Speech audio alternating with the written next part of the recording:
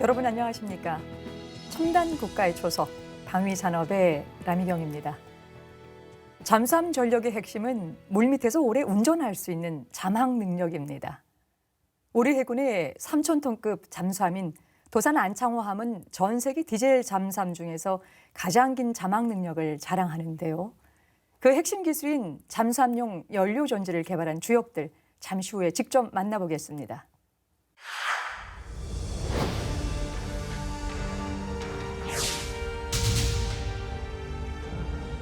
보내고 다시 받아서 쓰려면 거의 1년 이상이 걸립니다.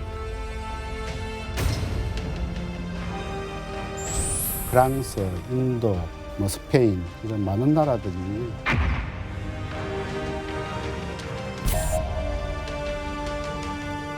사실은 성공한 나라가 지금 독일하고 우리나라 두 나라밖에 없네요.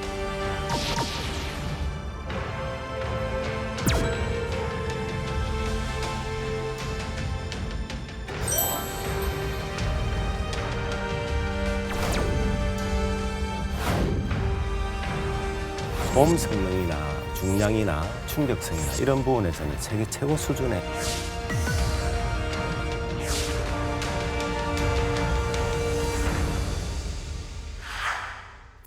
오늘 스튜디오에는 세계에서 두 번째로 잠수함용 수소 연료 전지를 개발한 주역들 모셨습니다. 먼저 주식회사 범한퓨얼셀의 정영식 대표님 모셨습니다. 네, 반갑습니다. 정영식입니다. 예, 어서 오십시오. 같은 회사에서 근무하시는 신현길 본부장님도 함께 오셨습니다. 네, 안녕하세요. 신영길입니다. 예, 반갑습니다.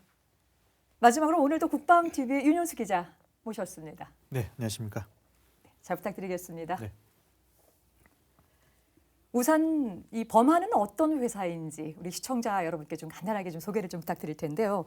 이 대표님 뭐 자랑할 수 있는 기회 좀 앞으로 좀 더 드리겠습니다만은 어떤 회사다라고 하는 것을 좀 정리해 주시죠.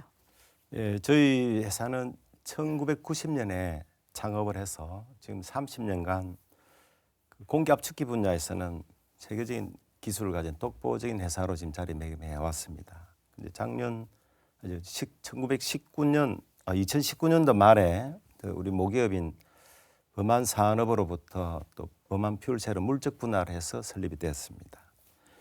현재 저희 회사는 그 선박용 케이블을 생산하는 해외 법인인 범한 케이블 앤 시스템을 포함해서 4개의 회사 자회사를 가지고 있는 중견기업 정도 되는 그 회사입니다. 그 범한은 그 30년 동안 우리 특수 선박에 들어가는 공기 압축기 시장 점유율은 현재 1위를 달리고 있고 또 이런 품질이 아주 높은 것을 인정받아서 또 해외 시장에서도 아주 큰 성과를 내고 있는 그런 기업입니다. 또 수소 연료전지 사업 같은 경우는 2015년도에 우리가 사업을 대기업으로부터 양수받아서 지금 2018년 우리 장보고 3 사업이죠. 도산 안창호함에 그 시제함에 탑재되면서 이제 이게 세계 두 번째로 잠수함용 연료전지를 상용화하는 그런 큰 실적을 쌓았습니다. 또 최근에 이 군수 분야에서 쌓은 기술력을 바탕으로 해서 또 2019년도부터 건물용 연료전지 사업과 또 수소 충전소 사업 쪽으로 사업을 지금 확장을 하고 있는 수소 에너지 전문 기업으로 다시 부상을 하고 있습니다. 예, 그렇군요. 범한 자체적으로도 있지만 4개 또 자회사 중에서 지금 수소 연료 전지를 이제 앞으로의 어떤 기본적인 사업으로 지금 추진해 나가는 걸 말씀 좀 주셨는데요. 이렇듯 범한은 우리 해군 함정 성능과 관련된 이 주요 장비와 기술을 국산화한 업체인데요. 그 중에서도 이제 잠수함용 연료 전지 이야기부터 오늘 좀 구체적으로 좀 해볼까 합니다. 윤 기자님, 요즘 이제 간간히 이 3,000톤급 잠수함 도산 안창호함에 관련된 뉴스들이 좀 많이 나오고 있습니다.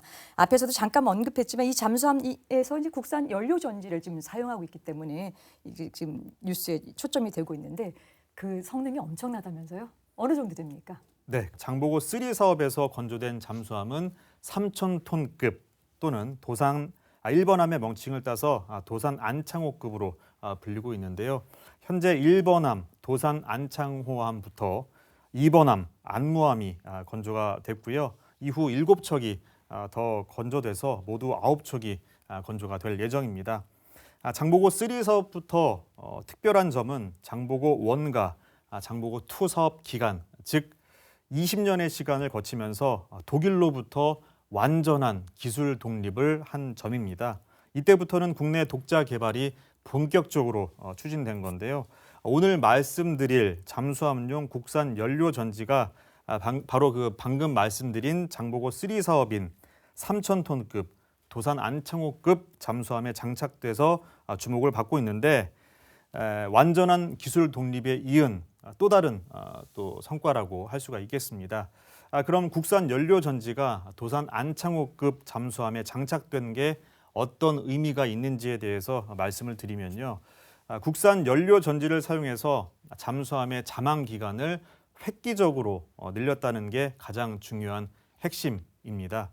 지난해 12월 중순에 잠수함 잠항과 관련된 기사가 언론 보도를 통해서 나왔는데 도산 안창호함이 세계 최장기 잠항에 성공했다는, 다시 말씀드려서 잠수함이 장기간 연속으로 수중 작전이 가능한지 확인하는 시험에서 기존 잠수함보다 높은 평가를 받았다는 기사입니다. 최장기 잠항에 성공할 수 있었던 가장 큰 이유는 바로 그 잠수함에 장착된 연료전지의 성능이 높기 때문에 그렇습니다.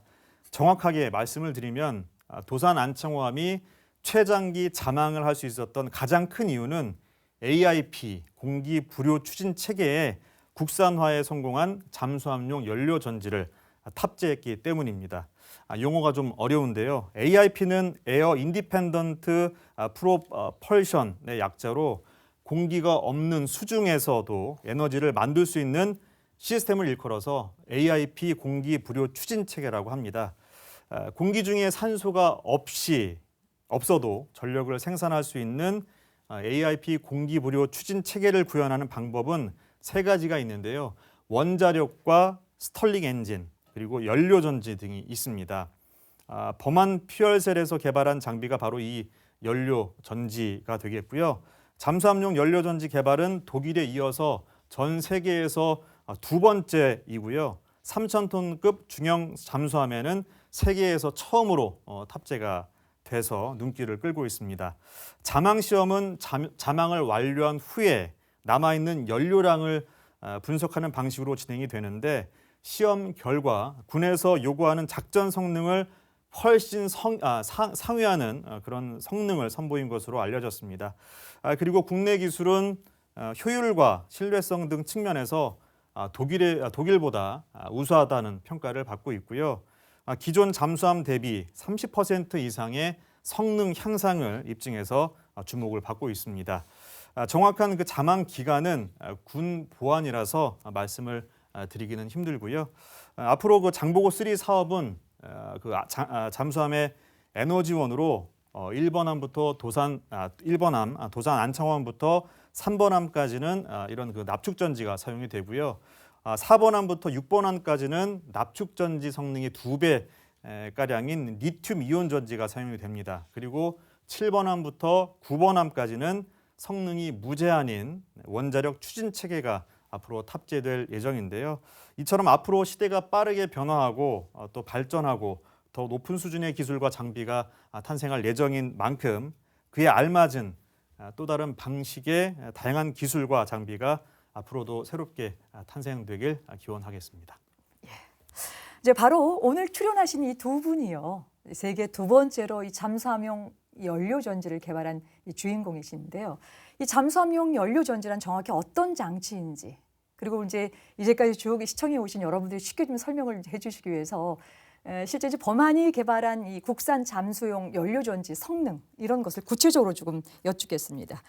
신영길 본부장님, 네. 어떻게 조금 설명할 수 있을까요? 이제 뭐 연료전지 자체를 간단하게 설명을 드리면 이제 우리가 보통 화학 시간에 물 전기 분해라는 걸 배우지 않습니까? 그러니까 전기를 넣으면은 양극, 음극에서 수소산소가 발생하는데 연료전지는 그 반대의 시스템으로 보시면 됩니다. 그러니까 수소산소를 화학적으로 반응을 시켜서 거기서 전기를 뽑아내는 그런 장치입니다. 이 연료전지 원리는 사실은 1839년 그러니까 180년 전에 이미 원리는 개발이 됐는데 발견이 됐는데 이 원리를 구현하기 위한 시스템은 만들기 아주 어려웠습니다. 그래서 계속 사용이 되지 못하고 있다가 1959년에 아폴로 우주선에서 처음 사용이 되면서 상용화됐습니다.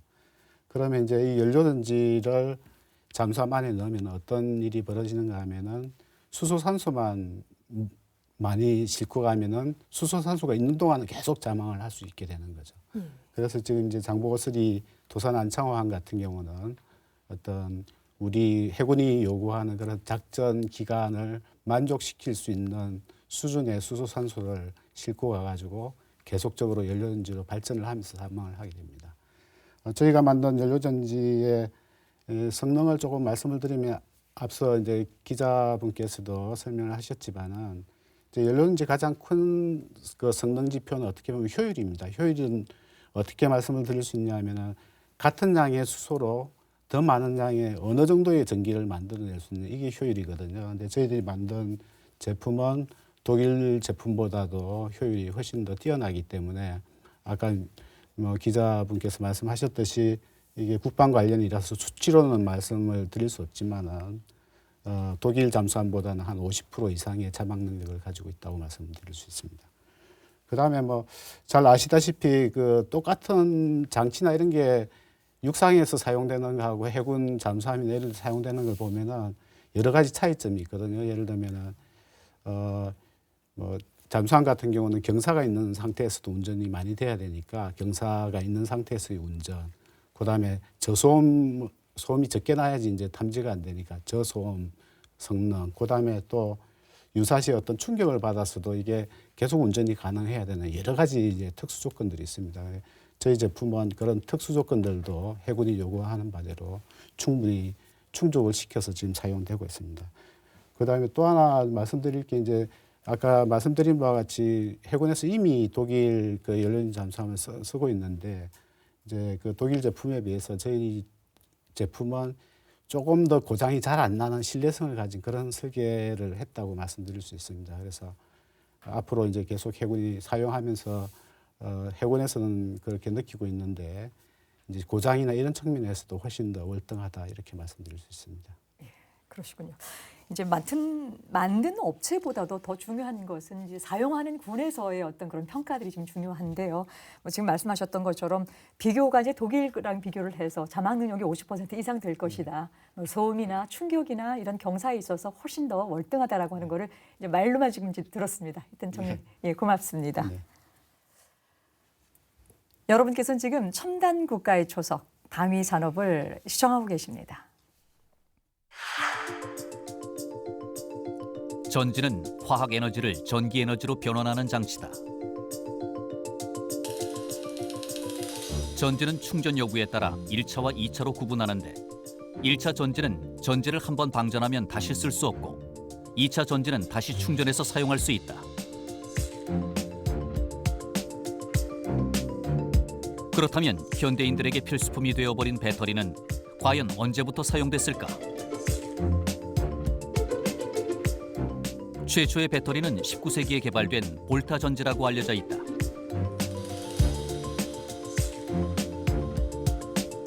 하지만 2000년 전의 유적에서 항아리에 톱밥, 황산 등을 층층이 넣은 항아리 형태의 전지가 발견된 것을 보면 인류는 훨씬 오래전부터 배터리를 만들어 사용해왔다고 볼 수 있다.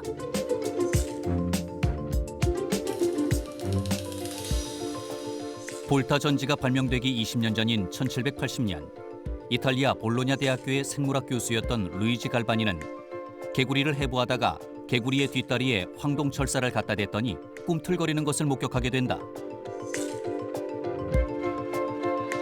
개구리가 다리에 어떤 자극을 받으면 전기가 흘러 근육이 움직인다고 확신하며 연구에 몰두해 그 에너지를 동물전기라고 발표했다. 갈바니가 주장한 동물전기에서 영감을 얻은 이탈리아의 알레산드로 볼타는 1800년 실험을 통해 동물전기의 오류를 증명하는 과정에서 전기가 생기는 원리를 발견하고 인류 최초의 전지까지 발명한다. 오늘날 전기의 단위로 볼트를 사용하는 것은 알레산드로 볼타의 공로를 인정하는 의미다. 이후 1836년 영국의 다니엘이 질그릇 속에 양극과 산화제를 넣은 다니엘 전지를 개발했고 1940년에 미국인 루벤이 수은 전지를 개발하는 등 수많은 발전을 거듭하며 오늘날에 이르렀다.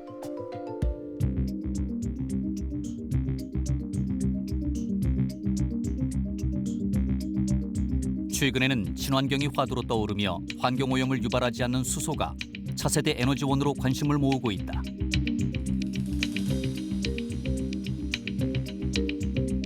연료 전지는 산소와 수소의 화학적 에너지를 전기 에너지로 변환시키는 발전 장치를 말한다. 메탄올과 화석연료, 바이오매스 등 여러 연료를 통해 발생하는 수소를 활용하고 재충전이 가능한 장치다. 연료 전지의 가장 큰 장점은 친환경적이라는 점이다. 기존의 발전 시스템에 비해 온실가스의 배출이 매우 적다. 석탄 화력 발전에 비해 질소 산화물은 38분의 1, 이산화탄소는 3분의 1 수준으로 배출한다.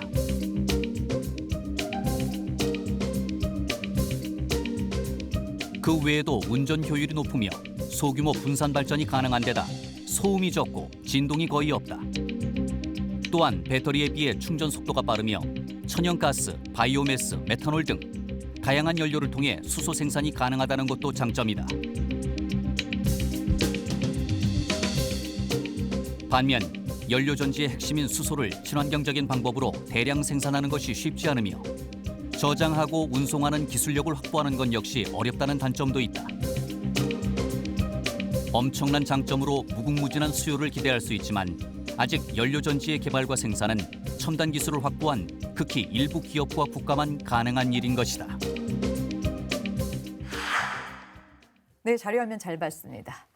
전 세계에서 핵 추진 잠수함을 운영하는 나라는 미국을 포함해서 6개 국가뿐인데요. 당연히 나머지 나라는 디젤 추진 잠수함을 운영하고 있고 그나마 연속 잠항 시간을 연장하려면 AIP, 공기 불요 시스템을 선택해야 합니다. 그런데 잠수함용 연료 전지를 개발한 나라는 독일과 우리 둘뿐입니다. 왜 그렇게 됐는지 궁금하시죠? 그만큼 이 기술이 좀 어려워서일까 궁금한데요. 본부장님 어떻습니까? 네. 정말 그래서 어렵습니까? 지금 말씀하신 바와 같이 전 세계에 이제 핵 잠수함을 보유한 나라가 6개국이 있고 사실은 잠항 능력을 늘리기 위해서는 핵 잠수함을 가지든 아니면 연료전지 잠수함을 가지든 여러 가지 옵션이 있는데 그래서 핵 잠수함은 사실은 여러 가지 핵 확산 문제라든지 여러 가지 문제가 있기 때문에 쉽게 선택할 수 없는 그런 부분이기 때문에 연료전지 잠수함을 가지려는 그런 많은 나라들이 있었습니다. 예를 들면은 지금 사실은 연료전지를 개발한 나라는 저희하고 독일뿐만이 아니고 프랑스, 인도, 스페인 이런 많은 나라들이 개발을 시도했지만은 사실은 성공한 나라가 지금 독일하고 우리나라 두 나라밖에 없는 그런 상황입니다. 지금 인도나 러시아도 오랫동안 개발해 왔지만 지금 아직 지지부진한 상태이고요. 일본 같은 경우는 조금 다른 케이스인데 일본은 이제 잠항을 오래 하기 위해서 스털링 엔진이라는 다른 방식으로 갔다가 근데 그건 개발에는 성공했지만은 출력이나 이런 성능이 좀 제대로 안 나오는 거로 그렇게 인식이 되고 있고요. 우리나라는 어떻게 보면은 이제 AIP 시스템을 연료전지로 구현한다는 이런 올바른 판단이 있었는데 왜 그러면 우리는 인도, 러시아나 스페인 같은 데는 개발을 아직 못한 것을 먼저 할 수 있었느냐 이제 그 차이점이 있는데요. 저희들이 볼 때는 이제 기본 설계에 대한 차이하고 그다음에 세부 기술의 구현 이 두 가지 측면에서 차이가 있다고 봅니다. 지금 사실은 이제 잠수함에 쓰는 연료전지는 일반 상업용에 쓰는 연료전지와 많은 차이가 있습니다. 예를 들면은 일반 상업용 연료전지는 수소가 100% 사용이 안 되더라도 나머지 수소는 태워서 버리면 되는데 사실은 잠수함이라는 그 환경 자체가 반응하고 남는 그런 기체가 있으면 안 되고 그런 기체를 배출을 못하기 때문에 그다음에 효율이 이제 그런 여러 가지 제약 조건이 있죠. 그 제약 조건을 이 설계로 구현한다는 게 쉽지가 않습니다. 그래서 저희들 같은 경우는 이제 사실은 독일 기술 같은 경우도 이 국방 기술이기 때문에 거의 이 외부에 공개된 적이 없거든요. 그래서 저희들이 여러 가지 간접적인 증거를 가지고 유출을 한다든지 해가지고 그다음에 저희들 나름대로 여러 가지 그 설계 디자인을 가지고 많은 테스트를 했고요. 그래서 저희들이 이제 수소를 99.5% 완벽하게 사용할 수 있는 그런 특허 설계 기술을 획득을 했기 때문에 지금 개발이 가능했고요. 그다음에 또 하나 말씀드리는 건 어떤 컨셉을 가지고 있더라도 이거를 그 안에 들어가는 부품들이 워낙 정교하고 이렇기 때문에 이것들을 뒷받침해 줄 수 있는 산업 인프라가 없으면 불가능합니다. 근데 아시다시피 우리나라는 이제 기계 공업이라든지 화학 공업이라든지 이런 것들이 어떻게 보면 세계 최고 수준으로 잘 발달되어 있기 때문에 저희들이 구현한 그런 설계들을 이 실제 물질화할 수 있는, 실제 시스템을 만들 수 있는 형태로 구현할 수 있었기 때문에 가능하지 않았나 생각합니다. 그래서 요약해서 말씀드리면 어떤 이 차별화된 완벽한 설계가 있었고 그것들을 구현할 수 있는 어떤 산업 인프라가 있었기 때문에 이 두 개가 합쳐졌기 때문에 우리나라에서 개발이 성공하지 않았나 이렇게 생각합니다. 잠깐 이제 듣기만 해도 정말 벌써 이게 굉장히 좀 자랑스러운데요. 이제 세계가 또 추종할 수 없을 만큼의 기본적인 설계 시스템이나 또 기본적으로 그걸 뒷받침해 줄 수 있는 이 산업에 있어서 인프라라고 하는 부분들이 잘 맞았기 때문에 또 가능했다는 말씀을 좀 주셨는데요. 자, 이제 그렇다고 한다면 이 다른 나라보다 앞서서 우리나라가 세계 두 번째로 이 잠수함용 연료전지 개발에 나선 이런 배경이 좀 궁금한데요. 아마 독일 제품을 안정적으로 사용하고 있었던 만큼 이 국산 개발에 대한 반대 논리도 좀 있었을 것 같은데요. 이 본부장님, 그 논의 과정이 어떻게 좀 진행이 됐습니까? 예, 이제 우리나라를 좀 보시면은 이제 전 세계 사실은 독일 그 연료전 잠수함을 가지고 있는 나라가 몇 개국이 있습니다. 몇 개국이 있고 우리나라도 이제 장보고 2에서는 독일 기술을 도입을 해서 지금 만들고 있는데 그 예를 들면 유럽의 그리스나 이런 데는 독일로부터 한두 척 정도 사가지고 연료전 잠수함을 갖고 있거든요. 그런데 이제 그런 나라하고 우리나라하고의 가장 큰 차이점은 이게 이 절박함이라고 저는 생각합니다. 무슨 말씀인가 하면은 우리나라는 북한하고 이렇게 북한이나 이런 여러 가지 국제적인 정세들이 복잡한 그런 위치에 있고요.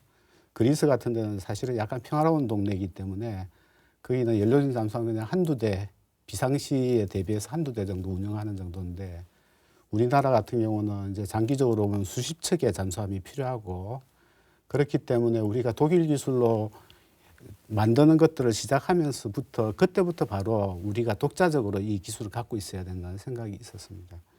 그래서 제일 처음에 이제 독일 기술을 도입을 해서 만드는 것과 병행해서 다음 단계에서는 우리가 직접 만들자는 그런 생각에 의해서 만들었습니다. 그런데 이제 그것들을 제일 처음에 기획하고 하면서 담당하시는 분들이 이제 외국의 연료전지 회사도 많이 돌아다녀 보고 그렇게 해가지고 그분들이 이제 한국의 업체들을 가보니까 뭐 캐나다나 미국, 유럽에 있는 업체에 비하면은 이게 하드웨어 인프라가 너무 좀 적은 거예요. 사실은 이제 캐나다나 이런 데는 벤처를 육성해주는 이런 시스템이 잘 돼 있어가지고 초기 기술이라도 많은 투자를 받아가지고 이 구축해놓은 시설이나 이런 게 훨씬 더 월등하죠. 그래서 이제 해군에서는 사실은 해군이나 이제 관계자분들은 기술이나 인프라가 뛰어나 외국에서 개발을 해야 된다는 생각들을 많이 갖고 있고 그래서 사실은 초기엔 조금 시작할 때 힘든 부분이 있었습니다. 그런데 사실 국방 예산이 무한정이 아니다 보니까 예산이나 이런 문제 여러 가지 복합적인 상황 때문에 이제 저희들이 그때 개발을 시작하게 됐습니다. 근데 시작을 하는 초기에도 사실은 여러 가지 눈총을 많이 받았어요. 왜냐하면 일부 사람들은 저렇게 어려운 기술은 한국에서 만들지 못할 건데 하는 그런 눈총을 많이 받아가지고 이제 초반에는 여러 가지 좀 상황적으로 힘든 부분도 있었지만은 그래도 뭐 그걸 잘 극복해서 개발이 된 것 같고요. 그 다음에 이제 또 다른 측면이 또 하나가 있는데 저희들이 아까 말씀드린 바와 같이 이제 기자님도 소개를 하셨는데 저희들이 이제 독일 기술로 만든 잠수함을 9척을 갖고 있거든요, 해군이. 근데 이제 독일 기술을 써보니까 예를 들면 이제 차를 새로 하나를 사가지고 쓰는데 차가 있으니까 엄청 편리한 건 아는데 차가 고장이 나면 이 차를 독일에 가서 수리를 해와야 되는 이런 상황에 이제 직면한 거예요, 해군이. 그래서 해군에서 들어와가지고 이제 들어와 있는 독일 잠수함들이 연료전지가 고장이 나서 그럼 이제 그 연료전지를 떼가지고 독일로 보내거든요. 보내고 다시 받아서 쓰려면 거의 1년 이상이 걸립니다. 그러니까 그때 이제 해군 생각에는 이 성능 자체는 워낙 좋은데 수리나 이런 데 시간이 너무 많이 걸리니까 이 성능 좋은 것을 한국에서 만들어가지고 빨리 공급해 줬으면 좋겠다. 그래서 이제 초반에는 약간 국내에서 이게 개발될 수 있을까 이런 생각이 많다가 오히려 나중에는 한국에서 빨리 개발해서 달라라는 이런 약간 압력 아닌 압력도 많이 받고 이래서 사실은 엄청 그런 히스토리 때문에 초반에는 약간 힘들었지만 나중에는 어떻게 보면 해군의 전폭적인 지지를 받고 개발하게 됐습니다. 그러시군요. 저희가 이제 그 무기체계 개발사를 쭉 다루고 있습니다만 매번 절박하게 좀 당면하는 부분이 이 국가 안보 또 한반도의 전반에 있어서의 어떤 안보 상황이라는 것들이 가장 절실하게 만들게 되고요.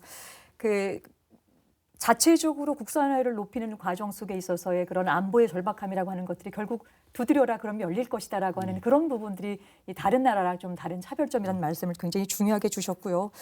또 하나는 이제 창정비 문제잖아요. 만들어서 고장이 났었을 때 다시 이 원산지 국가로 가게 되는 그런 어떤 경비적인 거, 또 예산적인 부분들, 또 전력의 공백 이런 것들 때문에 이 구체화시켜서 발전할 수 있었던 과정인 것 같습니다. 말씀 잘 들었습니다.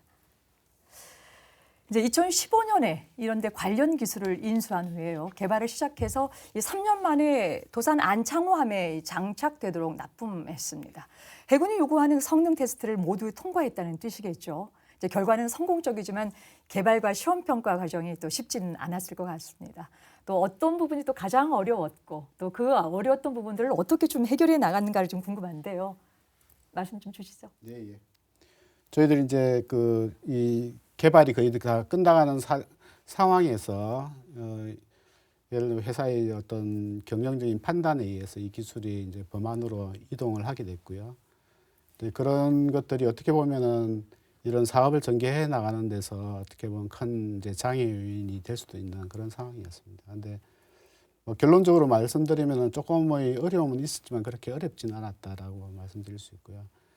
저를 포함해서 일부 기존에 참여했던 인력들이 이 사업 인수와 동시에 이제 범안으로 이동을 했고, 이제 범안은 뒤에 이제 설명이 될 예정입니다만, 범안은 사실은 이제 압축기부터 시작을 해서 기계공업 베이스에 기술이 많았기 때문에 범안에 또 우수한 인력들을 이 연료전지 조직으로 재배치를 함으로써 어떻게 보면 인적 인프라들을 좀 그런 부분이 좀 쉽게 극복할 수 있는 그런 상황이 되었습니다. 그래서 저희들이 이제 기술 이전을 거의 한 1년에 가깝게 해가지고 기술 이전이 완벽하게 이루어졌고요. 그 다음에 저희들이 이렇게 기술이 범안 산업으로 넘어가면서 조금 더 도움이 됐던 측면도 있습니다. 말씀드리면 예를 들면 기존에 개발했던 업체는 이제 화학공업 베이스의 업체여가지고 이 연료전지 모듈 안에는 사실은 여러 가지 부품들이 많이 있거든요. 그 부품 중에 일부 센서나 이런 것들은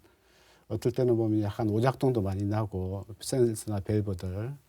근데 이제 이 밸브나 이런 부분들은 아무래도 기계공학 베이스인 분들이 더 잘하기 때문에 저희들이 이제 이렇게 인수되는 과정에서 오히려 그런 능력이 좀 더 배가가 돼가지고 어떻게 보면 이제 기본 기술 패키지에서는 우리가 효율이나 이런 성능 측면에서 만족을 했는데 이제 새로 범안에서 인수를 하게 되면서 그게 여러 가지 고장의 원인이 되는 그런 요소들이 다 제거됨으로써 오히려 더 신뢰성이라는 게 더 부과가 돼가지고 지금 해군 입장에서는 훨씬 더 좋은 그런 제품을 가지게 된 그런 결과가 됐다고 말씀드릴 수 있습니다.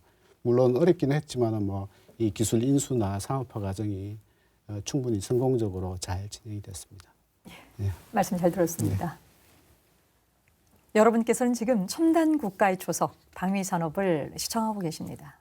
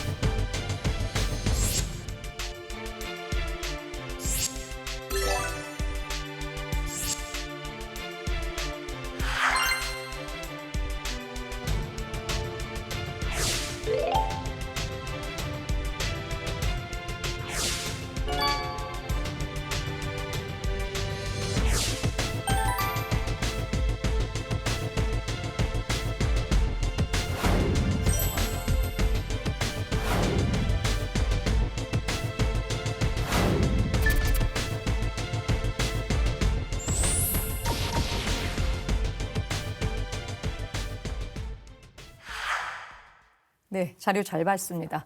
이제 각고의 노력 끝에 국산화에 성공한 잠수함용 연료전지 개발 과정을 좀 알아봤습니다. 이번에 알아볼 제품은요, 역시 범한의 개발품인 명칭이 함정용 공기 압축 시스템입니다. 윤 기자님, 이게 뭔가요? 지금 해군 함정에 이제 공기 압축기라고 하는 것이 왜 필요한 것이죠? 네, 그 공기 압축기는 그 대기 중에 있는 공기를 높은 압력으로 압축해서 압축 공기를 만드는 기계를 의미하는데요.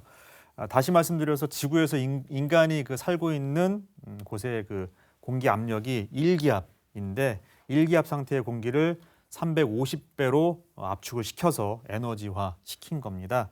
이렇게 만들어진 압축 공기는 잠수함을 포함한 모든 함정에서 동력원, 즉 동력이 되는 에너지로 사용이 되는데요. 구체적으로 추진 엔진과 엔진의 시동과 어뢰 발사 그리고 디밸러스팅 등을 하기 위한 용도로 다양하게 쓰이고 있습니다. 이에 대해서 설명을 해드리면요. 먼저 그 엔진 시동과 어뢰 발사 등에 필요한 이유는 압축 공기의 그런 강한 힘으로 이러한 장비들을 움직일 수 있도록 하기 위해서인데요. 함정에 장착되는 엔진이나 그리고 어뢰는 크고 또 무겁기 때문에 웬만한 힘으로는 움직이질 않습니다. 현재 상태로 멈춰 있으려는 관성력이 매우 큰 까닭인데요. 예를 들어서 자동차 엔진의 경우에는 배터리로 간단하게 시동을 걸 수 있지만 함정 엔진의 경우에는 배터리로 시동을 걸 수가 없고 그렇기 때문에 공기 압축기가 필요한 겁니다. 어뢰를 발사할 때도 마찬가지인데요. 어뢰를 감싸고 있는 그런 원통형 실린더 안에 고압의 압축 공기를 순간적으로 주입을 해서 어뢰를 바다로 밀어내는데 사용을 합니다. 두 번째로 디밸러스팅용으로 사용된다고 말씀을 드렸는데요. 디밸러스팅이란 그 밸러스팅의 반대말인데 두 단어 모두 선박항해 용어에 해당하겠습니다. 여기 계시는 분들은 전문가이시기 때문에 다들 잘 아실 텐데 모르시는 분들을 위해 설명을 해드리면 우선 그 밸러스팅이라는 의미는 함정에 무게를 주고 중심을 잡기 위해서 바닥에 놓는 무거운 물건을 의미를 합니다. 함정이 바다에 침몰하지 않고 안전한 항해를 할 수 있도록 하기 위해서 물을 채우는 건데 보통 평형수를 채운다라고 표현을 하고요.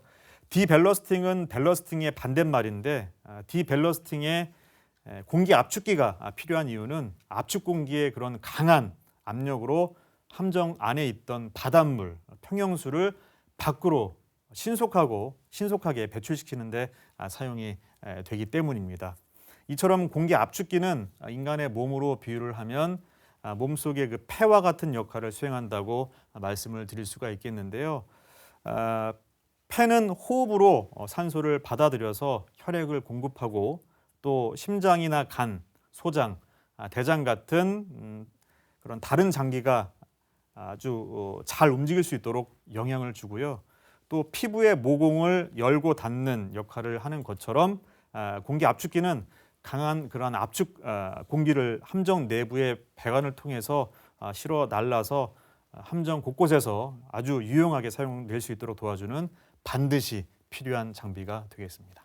예, 말씀 이제 듣다 보니까 공기 압축기 뭐 시동 거는 데도 필요하게 되고 또 이 어뢰 부분들 또 실질적으로 평형수 문제에서 어떤 그런 균형을 잡는 일들 굉장히 좀 중요한 사안인데요. 바로 이제 이렇듯 함정용 공기 압축 이 시스템이 범한이 창업 초창기부터 이 개발을 진행한 제품이라고 좀 들었습니다. 정 대표님, 처음에 어떤 이유로 이 개발을 시작하셨습니까? 저희 회사가 1990년에 창업을 했죠.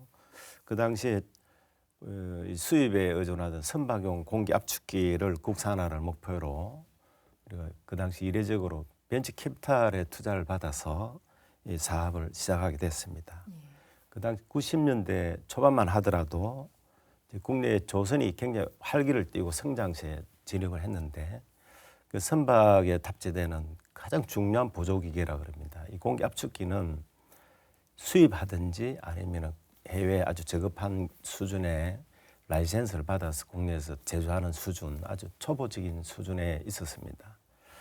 근데 특히 이제 우리 함정에 탑재되는 이 공기 압축기는 그 전 세계 몇 개국 생산되지도 않을 뿐더러 독점성이 워낙 강해서 이제 우리 해군이 이 함정 압축기를 도입을 하는 데 있어서 우리가 구매자임에도 불구하고 뭐 가격이라든지 이런 결정권도 우리가 가지지 못하고 약간 종속적인 그런 관계를 형성했습니다. 그리고 또 이게 수입되다 보니까 장비를 유지하기 위해서 유지 부품 조달이나 또 이런 추가 비용 부분 이런 부분 때문에 후속 군수 지원의 애로가 아주 많았습니다. 이제 이런 사유로 이 국산화의 필요성이 계속 제기되고 있는 상황이었고요. 또 우리 회사가 그 당시 벤처기업의 어떤 그런 정신에 걸맞고 또 우리 젊은 기업이다 보니까 어려운 기술이라도 한번 도전해보자고 해서 이 사업을 시작하게 됐습니다. 그러셨군요. 근데 이 공기 압축 시스템도 유럽의 이제 몇 개의 나라에서 몇 개의 또 기업에서도 거의 독점적으로 이제 하다시피 했었었는데요. 이런 경우에 역시 국산화를 결정하기까지 국내에 이런 어떤 방해나 이 압력도 좀 심했을 것 같고요. 어떠셨습니까? 그렇지. 이런 기술들은 이제 기술 보호 특성이 매우 강하기 때문에 기술 이전을 받거나 이렇게 거의 불가능한 상태고 또 그리고 또 기술을 보유하고 있는 그 기업들에서는 새로운 그 신생 기업들이 이 분야에 진입하는 것을 매우 꺼리게 되죠. 그러다 보니 기술 장벽을 계속 만들고 또 이게 만약에 국산화가 돼서 이렇게 시장에 진입하려고 하면은 덤핑이나 이런 걸 통해서 이게 국산 대체를 계속 방해하는 거죠. 예, 그래서 뭐 저희뿐만 아니라 다른 유사한 이런 경우도 보면은 그래서 국산화 실패한 사례도 많습니다. 근데 이제 이번에 이 공기 압축기는 워낙 중요한 장비다 보니까 우리 기술로 우리 방사물자를 생산하고자 하는 우리 정부나 또 해군의 의지가 크게 있었기 때문에 우리가 이 국산화가 가능했다 그래 봅니다. 정부나 해군의 의지도 굉장히 또 중요했겠지만요. 실질적으로 지금 이 범안이 갖고 있었던 이런 어떤 자신감, 또 사명의식 이런 것들이 있었기 때문에 또 도전이 또 가능했을 것 같은데요. 이제 방위 산업에 뛰어든 첫 제품이라서 이제 개발 과정에서 어려움이 더 많았을 것 같습니다. 실질적으로 일반 또 제조업과 달라서 이 방위 산업이라고 하는 것이 또 그 독특한 특성을 좀 갖고 있기 때문에 이런 것들 다시 또 헤쳐가면서 오기가 쉽지 않았을 텐데 어떤 점이 가장 어려웠습니까? 뭐 기술 보호 장벽 때문에 이제 기술을 습득하는 과정도 힘들었지만은 이제 이게 기술이 완성되고 나서도 시장에 진입하는 데 있어서 이제 국내에서 신규 개발 장비를 이 소요군이나 조선소에서 선뜻 탑재하려고 하지는 않습니다. 왜냐하면 테스트 베드가 된다는 것은 상당한 위험 부담을 안고 있기 때문에 그래서 또 이런 상황인데다가 해외 기존 업체들이 이런 뭐 체계나 이런 데 대한 품질 보증을 핑계로 삼아 이것을 진입하는 것을 계속 장벽을 쌓아서 막았죠. 근데 이제 그런 때문에 이제 저희들이 이제 제품을 개발하고 나서도 시제함에 이제 이 사업을 하기 위해서 우리가 사업 제안을 넣으면은 계속 탈락을 했습니다. 그 벽을 넘지 못하고 그렇지만은 이제 그 과정에서도 우리 소유권에서 요구하는 ROC를 충족하는 시험 데이터를 계속 제시를 하고 또 우리 기술이 충분히 안전하고 우수하다는 것을 계속 주장을 해서 결국은 그 장벽을 뛰어넘었습니다. 지금 그렇게 하고 나서 20년 넘게 지금 이 시장에서는 독보적인 위치를 지금 현재 유지를 하고 있습니다. 그리고 이 압축기도 해외 수출도 지금 많이 하고 있고요. 아마 세계에서도 매우 이름 브랜드가 아주 이름난 그 정도 수준까지 도달했습니다. 그러시군요. 이제 매번 저희가 이제 방산 업체들 벤처들을 쭉 조사를 하면서요. 실제 기술 습득하는 과정뿐만 아니라 이제 시장의 진입 장벽에 관련된 부분을 굉장히 이제 어려움을 호소를 많이 하는데 범안 역시 똑같은 과정을 똑같습니다. 그렇지만 또 잘 극복해서 이제 해외로까지 진출하고 계시는데요. 자, 이제 그런 과정을 거쳐서 개발한 이 국산 고압 공기 압축기 실제 성능이 좀 궁금한데요. 어떻습니까? 뭐 국내 평가 좀 한번 듣고 싶습니다. 지금 뭐 기본적으로는 우리 이 함정이 탑재되기 위해서는 우리 국방 규격이나 또 우리나라에서 많이 채택하고 있는 미 해군 규격을 적용을 많이 하고 있죠. 이 규격들을 충족하는 것도 상당히 높은 수준의 기술입니다. 지금 현재 저희가 생산하는 이 고압 압축기나 이런 제품들은 이런 기본 요구 조건들을 충족하는 것은 충분하고요. 그다음에 여러 가지 소음 성능이나 여러 가지 또 컴팩트한 중량이나 그다음 내충격성이나 이런 부분에서는 세계 최고 수준에 지금 도달했다 봅니다. 지금 현재 이 정도 수준의 제품들을 생산하는 기업이 전 세계 한 서너 개 회사밖에 되지 않습니다. 근데 저희 회사가 그 중에 이제 이런 핵심 기술을 보유한 기업 하나로서 지금 자리를 잡고 있고, 또 이런 기술을 바탕으로 해서 우리 영국이나 노르웨이나 뭐 이 동남아 각국 해군에도 우리 함정용 압축기를 공급하고 있습니다. 그리고 또 새로운 신규 시장 개척에도 요새 많이 뭐 해외에서 문의도 많고 해서 또 진출을 하고 있습니다. 또 우리가 몇 년 전에는 이런 기술 성과를 토대로 해서 우리 산업통상자원부로부터 이 제품이 세계 인류 상품으로 선정받는 그런 뭐 계급도 올렸습니다. 예, 말씀 잘 들었습니다. 여러분께서는 지금 첨단 국가의 초석, 방위 산업을 시청하고 계십니다.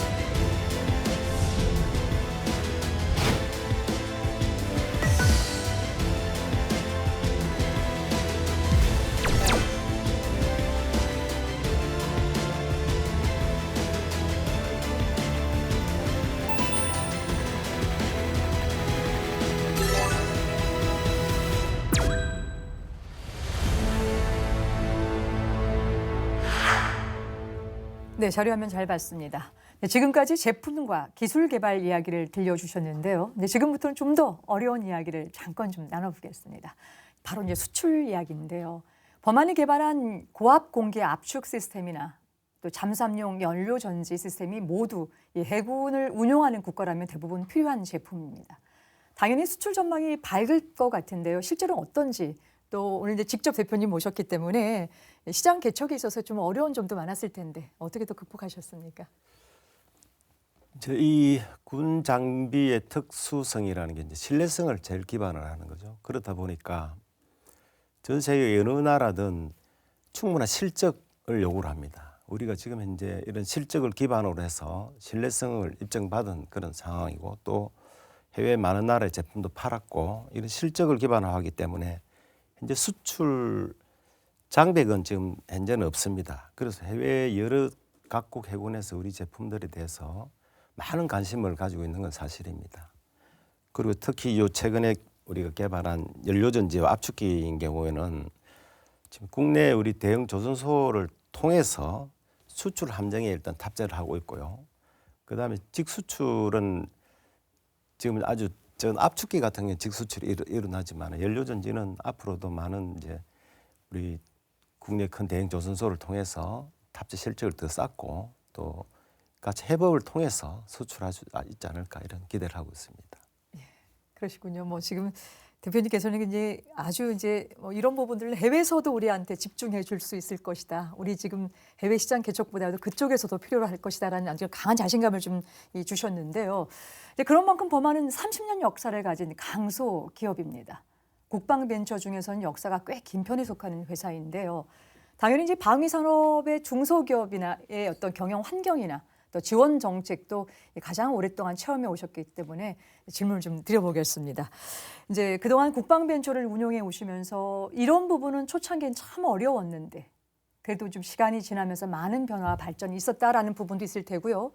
또 정반대로 여전히 개선이 필요한 부분이 있는데 뭐 아직도 안 되는 부분이 있다라고 하는 부분이 있으면 좀 따끔한 말씀이라도 허심탄회하게 지금 말씀을 좀 주시죠. 예, 뭐 이 방산 시장 자체가 기술 바안으로 기술 정보가 외부로 이렇게 유출되기 쉽지 않습니다. 그런데 벤처 기업들이 그런 정보를 취득하는 데 어려움이 많고, 또 해외에서 기술 도입을 하거나 또 기술 이전에 의한 이런 라인 생산을 생산하더라도 해외 기업들이 핵심 기술을 이전하지 않습니다. 그냥 껍데기만 기술 이전하고 실제 핵심 기술 이전 받을 수 없기 때문에 기술이 결국 자립할 수 없는 그런 수준에밖에 도달하지 못합니다. 그래서 이제 국내 우리 그럼에도 불구하고 국내 장비 제작사들은 지금 현재 그 도입 장비 운용상의 문제점이나 애로 사항들 이런 것들을 접해가지고 소요군에서 그럼에도 불구하고 소요군에서는 또 군작전 성능을 기존보다 더 높은 요구를 지금 하고 있습니다. 그러니까 진입하는데 국내 신생 기업들은 어려움이 많죠. 그러니까 그러한 문제를 극복하기 위해서는 지금 이런 개발 정보에 대한 정보를 좀 더 적극적으로 군에서 제공할 필요가 있다고 그래 보여집니다. 뭐 여러 가지 있을 텐데 뭐 간단하게 그 말씀을 예. 좀 주신 걸로 좀 정리하겠습니다. 끝으로 이제 법안이 앞으로 올해 추진하려고 하는 부분들 또 앞으로의 어떤 포부들을 우리 정 대표님께서 조금 요약을 해서 좀 말씀 한번 주시죠. 저희는 뭐 30년의 뭐 역사가 짧다면 짧고 아니면 충분하다 볼 수 있는데 해외는 이런 방산기업들이 대부분 한 100년 이상의 역사를 가지고 있는 그런 기업들입니다. 우리가 특히 잘하고 있는 우리 강점인 공기 압축기와 수소 연료전지 분야에서 좀 세계 최고의 명실상부에 도달할 수 있도록 또 우리가 기술 확보에 최선을 다하고 또 올해는 저희가 그 범한 퓨얼셀은 IPO를 준비를 하고 있습니다. IPO가 성공해서 또 새로운 도약할 수 있는 기반을 마련하고 싶습니다. 세계 제일의 범한 또 올해 준비하고 있는 IPO 계획대로 좀 잘 이루어지기를 조금 기대하겠습니다. 오늘 우리 윤현수 기자에게도 마무리 말씀을 좀 부탁을 드릴 텐데요. 저희 이제 국방 TV가 자랑하는 방위 산업계의 마당발이라고 계속 제가 이제 소개를 해드렸습니다. 그만큼 이 생생한 국내외 국방 벤처 소식을 또 과감없이 잘 이제 전달해 주셨는데요. 시청자 여러분께 미리 말씀드리지 못했지만 사실 우리 프로그램이 다음 해로 마무리를 하게 되어서 이 자리에서 윤현수 기자와도 이야기 나누는 것이 오늘이 마지막이 될 것 같습니다. 누구보다도 수고해 주신 우리 윤현수 기자님 마지막으로 조금 뭐 소회나 소감 한 줄 좀 주시죠. 네, 제가 경험했던 그런 것과 알고 있는 부분을 말씀을 드리고요. 또 잘 모르는 부분은 또 이렇게 전문가분들께 여쭤보고 배워서 공부하는 기회였는데 좀 아쉽고요. 아직 소개되지 않은 국내 작은 강소기업들, 중소기업들, 기술들, 장비들이 좀 머릿속에 스쳐 지나가는데 숨겨진 분들의 그런 땀과 눈물을 기억해 주셨으면 하는 바람입니다. 세 가지 말씀을 드리고 싶은 거는요. 오늘 같은 범한 퓨얼셀의 경우에도 디젤 잠수함의 연료 전지를 국산화하는 데 성공했다. 문장으로는 간단하게 이렇게 한 문장으로 끝나지만 속을 들여다보면 단순하지가 않죠. 무에서 유를 창조하는 연구진들의 그런 땀과 눈물 그리고 시행착오 등의 정말 수많은 역사가 담겨 있는데 한 문장이 내포하는 그런 중요한 의미를 알아주셨으면 하는 바람이 있고요.